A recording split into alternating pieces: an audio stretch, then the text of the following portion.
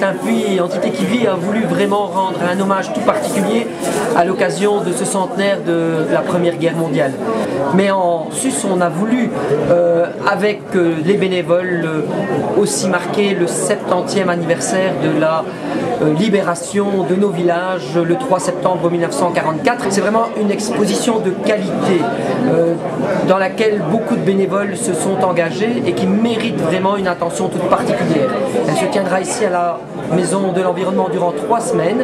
Nos écoles ont été conviées également à participer parce que ce devoir de mémoire, cette transmission du passé de nos héros et de nos villageois mérite en tout cas une attention toute particulière. On retrouve quand même un ancrage fort local ici dans cette exposition.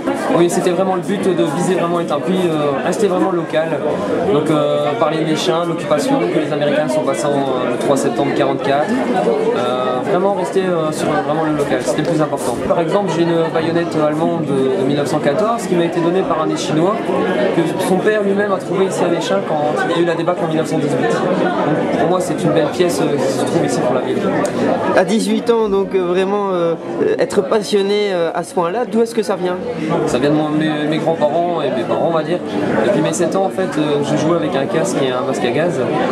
Et après, en allant en Normandie avec mes parents, j'ai trouvé vraiment la signification des choses en faisant une bourse à Vimoutier. Après aussi, il y a un monsieur, le plus grand collectionneur de Normandie, il m'a pris sous son aile un peu lors de cette bourse, il m'a montré un peu les trucs quand j'avais 7 ans.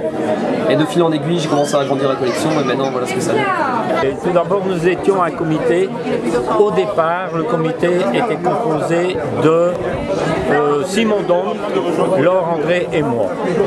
D'autres personnes se sont intéressées à notre projet, en l'occurrence l'historien de notre entité, Philippe Mickels. C'est d'ailleurs son livre qui a été le fil rouge de l'exposition en ce qui concerne 14-18.